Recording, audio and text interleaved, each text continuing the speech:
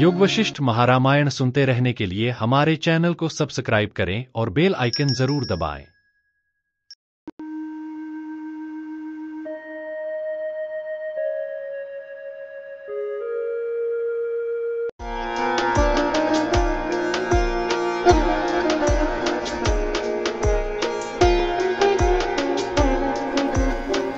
स्थिति प्रकरण सर्ग 26। देवताओं के साथ पाताल से निकले हुए दाम, व्याल और कट आदि के घोर संग्राम का वर्णन। श्री वशिष्ठ जी ने कहा, हे श्री रामचंद्र जी, दैत्यराज शंबरासुर ने इस प्रकार विचार कर दाम, व्याल और कट से अधिष्ठित देव विनाशिनी अपनी सेना को भूलोक में भेजा। भीषण सिंहनाद वाले आयुधधारी दैत्य सागर से, सागर तट की झाड़ियों से, पर्वतों की कंदराओं से आशय यह है कि जहाँ जिसे मार्ग मिला पक्षधारी पर्वतों के आटोप से ऊपर आए। दाम, व्याल और कट से बलशाली हुए दानवों ने अंतरिक्ष और पृथ्वी के मध्यवर्ती आकाश को ठसाठस भर दिया, जिसमें उनके मुक्कों के प्रहारों से सूर्य निस्तेज हो गया था। इसके बाद मेरु पर्वत के निकुंजों से और कंदराओं से प्रलय काल की तरह क्षुब्ध और भयंकर देवताओं के गण युद्ध के लिए उतर आए। उन देव और असुर सेनाओं का वन के मध्य में वह युद्ध अकाल में हुए दुस्सह प्रलय के समान भीषण हुआ।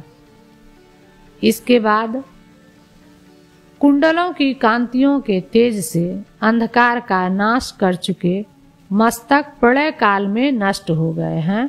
आश्रयभूत चंद्रमा और सूर्य जिनके ऐसी दीप्तियों की तरह घड़ों से गिरने लगे, प्रलय काल के वायु के महाप्रवाहों से पड़ी हुई दरार रूपी हंसी से युक्त तथा दुर्दांत योद्धाओं से छोड़े गए सिंहनादों से मुखरित पर्वत कांपने लगे। पर्वत की शिलाओं के तुल्य शास्त्रास्त्रों के आघात से जिनकी दीवारें ढह गई थी, भयभीत सिंह जिनमें विश्राम ले रहे थे, ऐसे हिमालय आदि कुल पर्वतों के तट गूंजने लगे। परस्पर के प्रहारों से नष्ट हुए शास्त्रास्त्रों से निकली हुई चंचल आग की चिंगारियां प्रलय काल में आकाश से टूटे हुए तारों की तरह उड़ने लगे। रक्त मांस की राशि से पूर्ण एकमात्र सागर के तट पर बैठे हुए प्रलय काल के उत्पात भूत ताल वृक्षों के समान ऊंचे करताल बजाकर नाच रहे बेताल इधर उधर विलास करते थे। इधर उधर फैलती हुई रुधिर की धाराओं से बादलों के समान धूलि जिसमें शांत हो गई थी, ऐसे आकाश में आयुधों के प्रहारों से चूर चूर किए गए मस्तकों के करोड़ों कुंडल सूर्य के आकार से युक्त हो गए थे। अपने प्रहारों से हिमालय आदि पर्वतराजों को छिन्न भिन्न करने वाले, प्रहार करने के लिए उखाड़े हुए कल्प वृक्षों को धारण करने वाले, सूर्य के आकार के सदृश आकार वाले दैत्यों से युक्त दिशाएं ऐसी पट गई, कहीं पर एक छिद्र भी दिखाई न देता था। चल रही तलवार की धारों के वायु से जिनकी दीवारें गिरा दी गई थी, अतएव प्रलय काल की अग्नि से तहस नहस किए गए से पर्वत धूलि के ढेर बन गए। अश्वमेघ यज्ञों से वृद्धि को प्राप्त हुए से देवता लोग भी अस्त्रों से रहित हुए असुरों के पास ऐसे आए जैसे मेघों के समीप वायु आते हैं।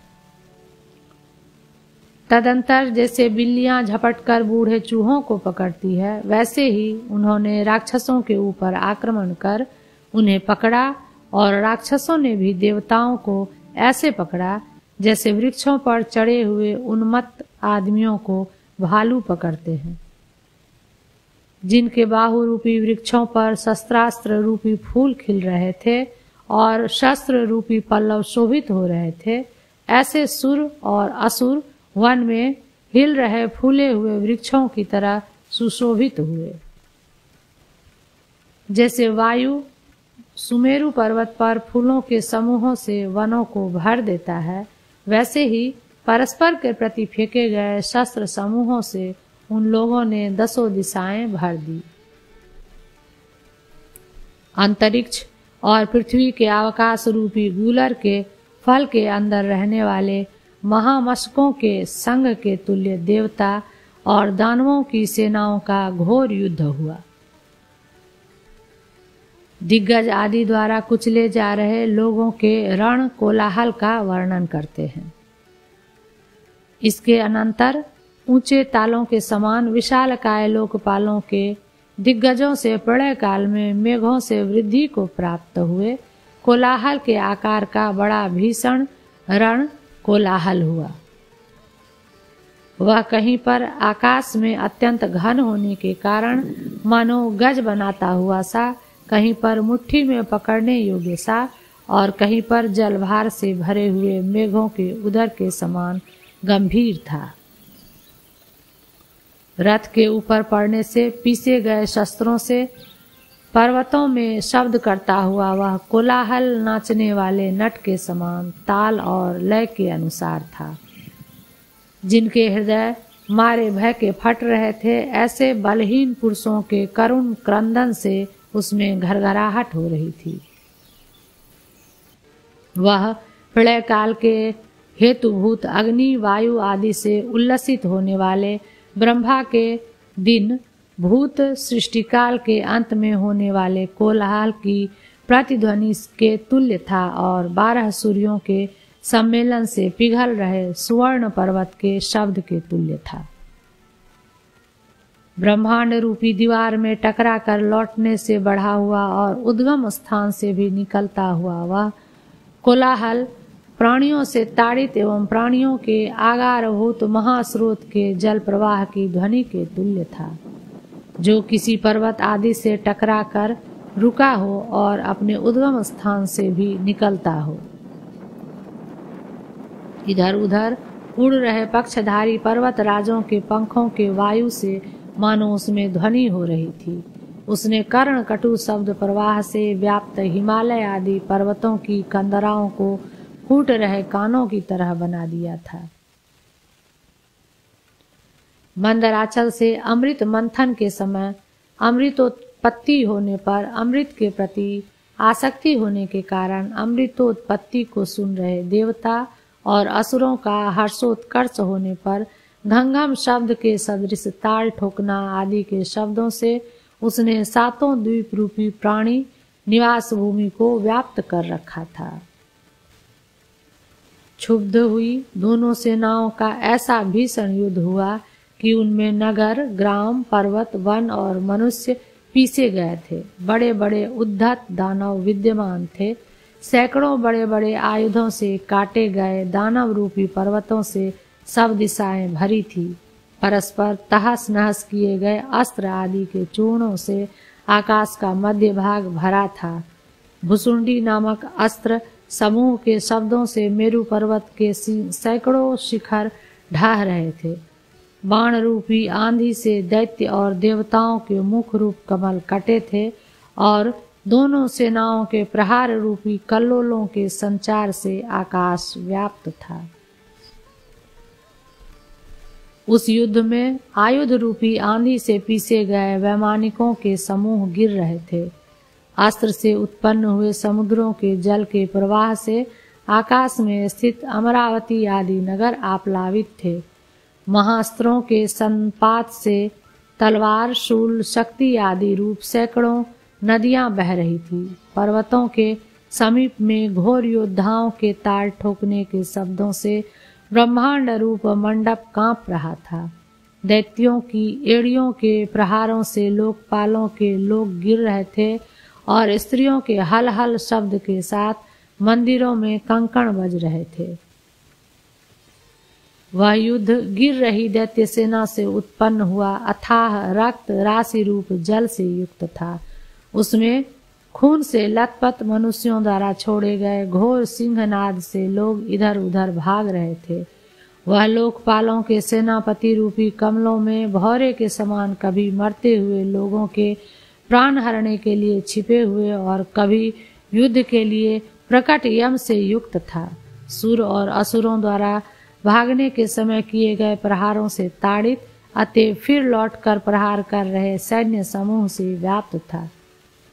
पंख वाले पर्वतों के आकार के सदृश आकार वाले दानव रूपी पर्वतों के गमनागमन से हो रहे साए साए शब्द की भनभनाहटों से भीषण था, तथा आयुधों के अग्रभागों से छिन्न भिन्न भयंकर दैत्य रूपी पर्वतों के झरने के सदृश रक्त प्रवाहों से समस्त पृथ्वी, सागर और पर्वत उसमें लाल हो गए थे।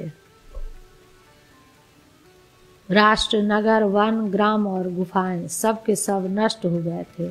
असंख्य असुर, हाथी, घोड़े और मनुष्यों के शवों से सब मेरु आदि पर्वत पूर्ण हो गए थे। उसमें सुंदर लाल के समान ऊंचे बाणों की पंक्तियों से हाथी चमक रहे थे। मुट्ठियों के प्रहारों से मत्त, ऐरावत आदि गजराजों के कुंभास्थल पीसे गए थे।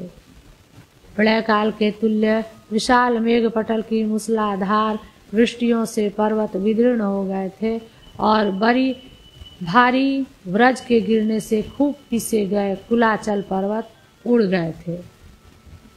उसमें कुपित हुई अग्नि की जलती हुई विविध ज्वालाओं से दानव जलाए गए थे। एक अंजलि पुट से लाए गए समुद्र से देवताओं द्वारा जलाई गई अग्नि राक्षसों द्वारा बुझाई गई थी। प्रचंड दैत्यों द्वारा शैल, शिला आदि बोझदार वस्तुओं के फेंकने से देवताओं द्वारा जलाई गई अग्नि रोक दी गई थी।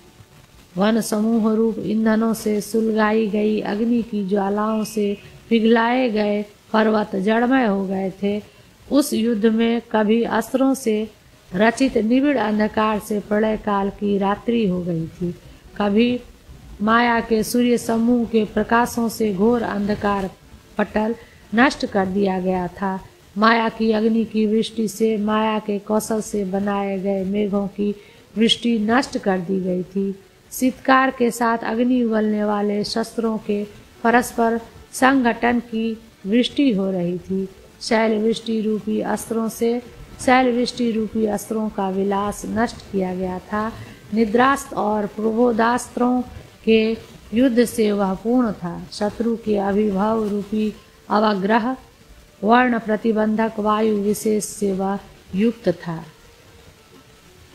उसमें क्रक चास्त्र और वृक्षास्त्र चल रहे थे। जल और अग्नि के व्यामोह से वह अंधकारित था। ब्रह्मास्त्र के युद्ध से भीषण था एवं अंधकारास्त्र और तेज शास्त्र से कुरबुरित था। असुर और पिशाचों के अस्त्रों से उत्पन्न किए गए तोमर, मुदगर, मुसल आदि अस्त्रों की परंपरा से सारे आकाश में तिल रखने की भी जगह न थी। शिलाओं की वृष्टि से वह छिन्न भिन्न था। अग्नि की वर्षा से प्रकाशमान था। अपनी पताकाओं से जिन्होंने चंद्रमा का स्पर्श कर रखा था, चक्रों के चित्कार रूपी गर्जन से युक्त रथों ने उसमें एक मुहूर्त में उदयाचल और अस्ताचल पर्वत को लांघ दिया था। वज्र के प्रहार से निरंतर महाअसुर मर रहे थे और शुक्राचार्य जी की अमर नमक अमृत संजीवनी महाविद्या से महाअसुर पुनः जीवन पा रहे थे। कहीं पर देवताओं की सेना भाग रही थी, कहीं पर विजय से देवता लोग हर्ष मना रहे थे, कहीं पर इधर उधर शुभ ग्रह और महाकेतु की पंक्तियों के दर्शन के लिए लोग ऊपर को गर्दन किए थे और कहीं पर उत्पातों के और मंगलों के दर्शन के लिए गर्दन ऊपर किए हुए थे। पर्वत, आकाश, पृथ्वी और द्युलोक सहित सारा जगत ही उसमें रुधिर का समुद्र बन गया था।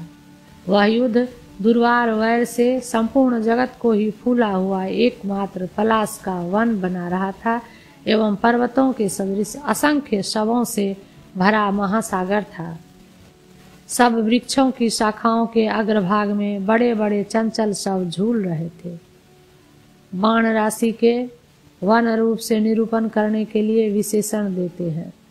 उसमें सूर्य की किरणों के प्रतिबिंब रूपी पल्लवों से दैदीप्यमान, अपने वेग के वायु से चंचल, कंक आदि पक्षियों के पंख रूपी फूलों से युक्त, लोहाग्र भाग रूपी चमकीले फल वाले, तालों से भी अधिक ऊंचे बाण समूह रूपी वनों से सारा आकाश मंडल व्याप्त था।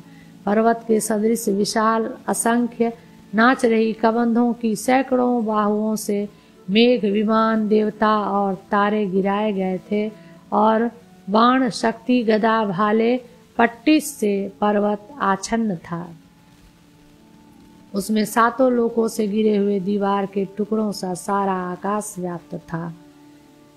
कल्पकाल के भीषण मेघों के गर्जन तर्जन तुल्य निरंतर धुंध भी बज रही थी। इस प्रकार के सैकड़ों शब्दों से पाताल में रहने वाले हाथी प्रतिगर्जन कर रहे थे। विनायकों के द्वारा हाथों से विशाल दानव रूपी पर्वत खींचे जा रहे थे। दिशाओं का विभाग करने वाले सूर्य आदि के एक दिशा में मिलने पर सिद्ध साध्य और मुरुद गण असुरों के भय से संत्रस्त अतएव निश्चल थे तथा गंधर्व किन्नर देवता और चारण भाग रहे थे। अब औत्पातिक आंधी का वर्णन करते हैं। वज्रों के गिरने से जिनके अंग खंडित हो गए थे और जिन्होंने पत्थरों के टुकड़ों को चूर चूर कर दिया था, प्रलय के समय को सूचित करने वाले तथा कल्प वृक्ष में रहने वाले भ्रमर कोकिल आदि की ध्वनियों को विलीन कर देने वाले प्रचंड वायु दिशाओं में बहे। 26वां सर्ग समाप्त।